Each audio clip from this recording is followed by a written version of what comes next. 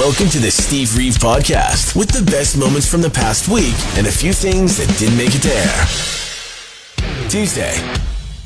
79%, about 80% of Canadians are planning to spend less this holiday season. This is coming from the Real Financial Progress Index from the Bank of Montreal. And it says about half are getting the financial anxiety over holiday spending. About a quarter uncertain if they'll be able to pay off holiday bills on time.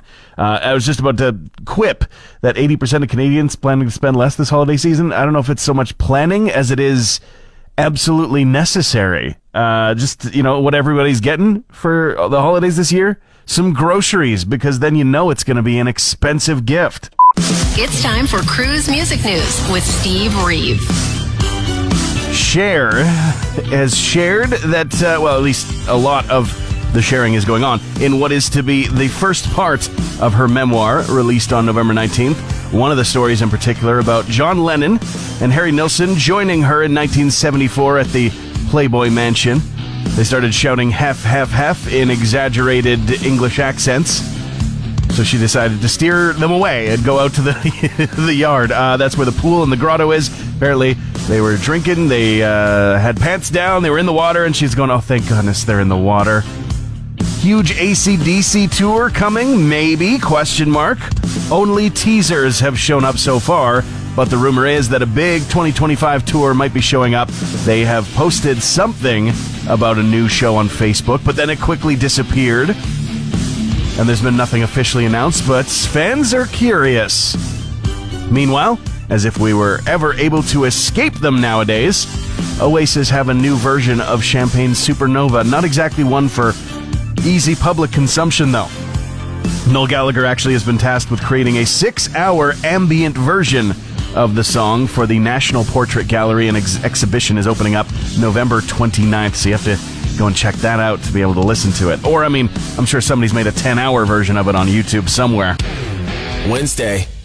Mural Fest that started up in August and lasted through October is now done. We're in November. And the region has 8 new pieces of public art to enjoy because of it. In a range of styles and sizes and locations, dotting from Fort Chip to downtown Fort McMurray.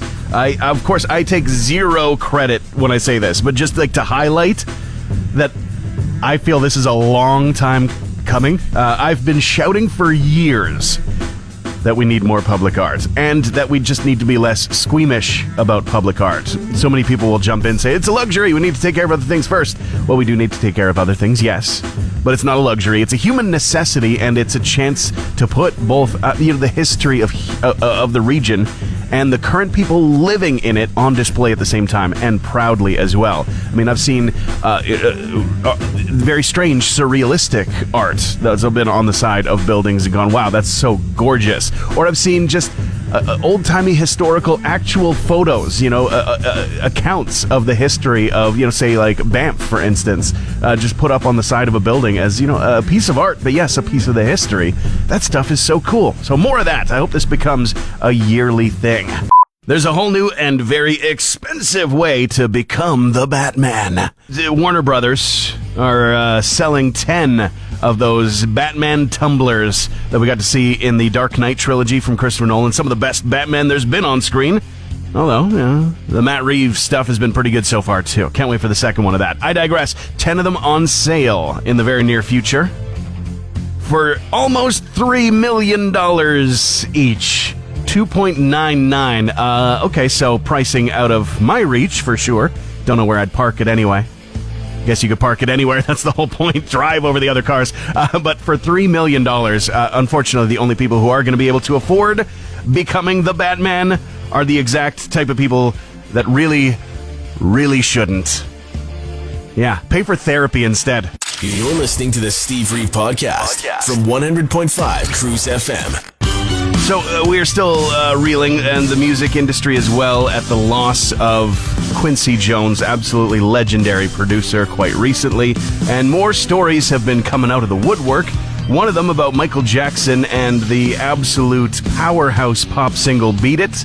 Apparently, it was too metal. Guitarist Steve Lukather told that Jones decided a lot of different things for that particular single and made it into pop radio gold after the two metal of a take was given in the original version. I would love to hear the demos on that, if they exist somewhere. Probably not. Coldplay, meanwhile, announcing their biggest show ever. Their Music of the Spheres World Tour is going to be going to Narendra Modi Stadium, the largest stadium in the world, and they're going to be having a performance with a capacity of 132,000 people on January 25th. Quite the achievement. Joining me on the phone right now, Program Director with the Center of Hope, Jennifer Rideout. There's a big event this weekend. I'm very much looking forward to it, especially because I get to come and host and be a part of it. But the KD Gala is back for its 18th year. We're really excited. I mean, this is incredible. 18 years running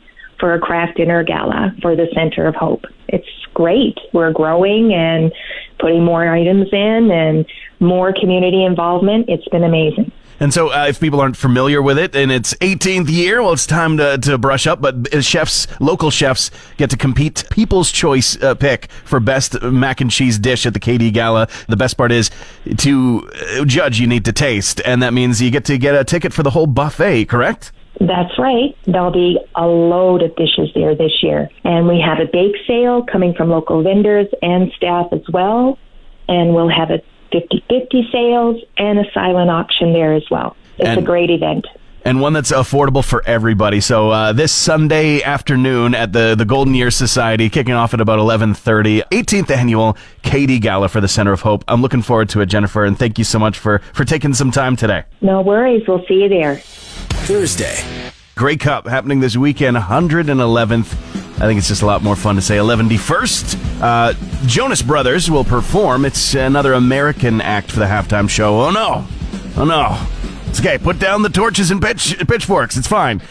We get a little territorial about this. Strangely, I think. I mean, it's especially offside, at least for people getting weird about the musicians not being Canadian when they don't even plan to watch the Grey Cup Festival. Like, who cares at that point? But unlike the NFL championship matchup, I actually think that nearly everyone that tunes into the Grey Cup are actually there for the game. In many cases, with the tailgating parties and everything for the big Schmooper Bowl, it's all about the ads. It's all about the musical act for the halftime show there. I think a lot of people are into the actual sports of the Grey Cup. And the game will see the Argonauts facing the Blue Bombers at BC Place in Vancouver. While it's been a decade since being the Grey Cup venue, Vancouver will have hosted it a total of 17 times as of this Sunday. Kind of fitting for the 17th. 123456 is the number one most hacked password on the internet. 6 years running. This time the count was over 3 million instances of it. The next highest, 123456789, was at 1.6 million instances. Now, the top 27 of these most commonly hacked passwords were all cracked in less than a second. And then it jumps up to 9 seconds. Wow, it really slowed them down there. Jeez. If that is your password, 123456, or any of those top 5 or top 27 or even top 50, might be time for an update. I'm just saying. Your IT professional representative will appreciate you. Clearly, we just simply aren't learning our lesson about this, are we? So the combination is 1, 2, 3, 4, 5. That's the stupidest combination I ever heard in my life. That's the kind of thing an idiot would have on his luggage.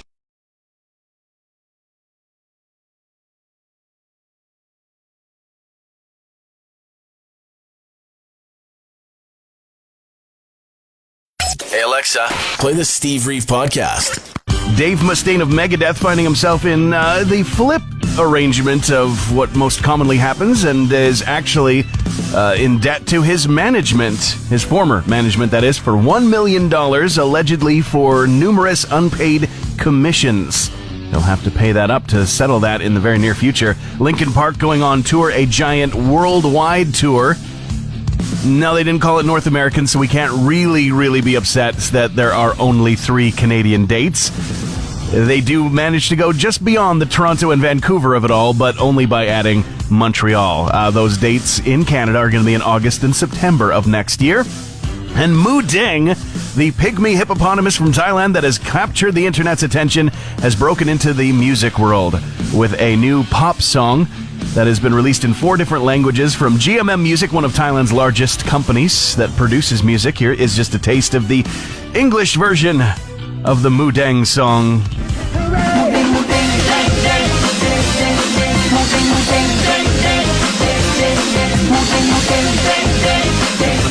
Gonna be stuck in my head all day. I'm Steve Reeve, and that's your music news. Friday. The AI tools have been turned in the opposite direction. Scammers can mimic voices to part loved ones from their money, making them think that they're helping you. Well, a UK company, O2, has put together Daisy, as in DAISY, a grandma bot that is specifically designed to not only attract scammers, but then take up as much of their time as possible. And I mean like in the frustrating, slow-talking kind of way. Here's a taste of Daisy at work. It's showing me a picture of my cat, Fluffy. It's showing you the picture of your cat, Fluffy. Stop calling me dear, you stupid. Got it, dear. Because while they're busy talking to me, they can't be scamming you. And let's face it, dear, I've got all the time in the world. Not only all the time in the world, but Daisy is just one AI bot, right? Except for that, they can effectively waste hundreds and hundreds of scammers' time because there is not just one Daisy. There is limitless potential for endless Daisies clogging up the scammers' systems. How fantastic is this? We've got a couple stories to get into, including, very interesting, there's a brand new song from Elton John that has arrived. Now, it is a collaboration with Brandi Carlile, and it is for the upcoming documentary called Never Too Late. That's going to be showing up on Disney Plus December 13th. In advance of that, this brand new song has arrived on the internet, and this is what it sounds like.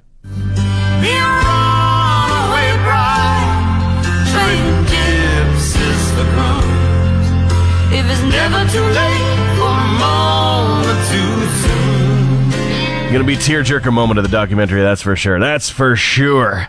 A rare watch given to John Lennon by Yoko Ono just months before he died for his 40th birthday back in 1980 is going to be returned. It was stolen, I guess, many, many years ago, and now will be finally put back into the possession of Yoko Ono, estimated to be worth $4.5 million. They really are down to earth, just like us, aren't they? There's a sad piece of news in the music industry world as well. The producer who was behind acts like The Who and The Kinks for many, many projects, Shel Talmy, has died at the age of 87. He actually had a statement prepared prior. Says the countless rumors that there is a big working studio in the sky are true. He died peacefully in his home in Los Angeles, surrounded by family. It's time for a local wild card. Steve introduces you to a local musical act from right here in our community and talks about our Fort Mac music scene. All through November and a little bit into December, I'm featuring some local musicians on Fridays here on Cruise Mornings that have some involvement in this really cool homegrown album. Now, it just came available to buy, Northern Lights Christmas, out of the All In Sports Den, the music room, and got some of the collaborators that are appearing on the album. Max Noseworthy, as well as Ruben Rotar and Mike Saunders, members of, but not the whole roster, of Surface Below. How you guys doing today? Thanks for coming in. Great. How are you? Good. So, I mean, exciting. It's just launching this album. When did you guys come onto this? Because, it's a funny thing to think that when Christmas albums, Christmas movies, all that stuff actually arrive for Christmas, they were made at a time when it wasn't Christmas. So what was your story? What was it like getting brought on board to this? I think, Mike, you were approached first by Brian, weren't you? Because I remember when you called me and said, hey, do you want to be a part of this song or be a part of this album, and do you think you can maybe write a song? And I was like, big challenge to myself, so I said yes, absolutely. And then I started being nervous about writing a song. Of course, yeah. I wanted to do Silent Night. When I talked to Max, he said, yeah, I think writing a song is a great idea. And I heard and played a lot of the songs that he's written in the past, and they are all amazing. So I said, hey, this is going to be great, and it turned out awesome. I have to imagine a daunting thing to kind of approach Christmas music and be like, we're going to write an original with so many well-known standards, but every once in a while a new song becomes a Christmas standard. It was pretty daunting for me because I'm horrible at procrastinating. So I basically I waited till 3 days before we were recording some things in my head. I wanted to write a song that had a lot of places that the band has played in that meant a lot to us, or to myself for like personal growth, places that really helped me and my friends get better together, or increase in mental health actually, so it's related to this album. But I had the couple of pickup catches in my head, and when I sat down in front of the computer screen and started typing, it just flowed out of me. Very cool that it's original music. It's not just homegrown, home recorded, but the work of our Fort McMurray artists is, the heart is in there as well. So when did you guys actually hit the recording studio? I think it was in August, yeah, and it was so, we got through it so quick. I mean, Mike and Ruben and Fred and Jess are such amazing musicians. We just had the thing recorded in like 2 hours.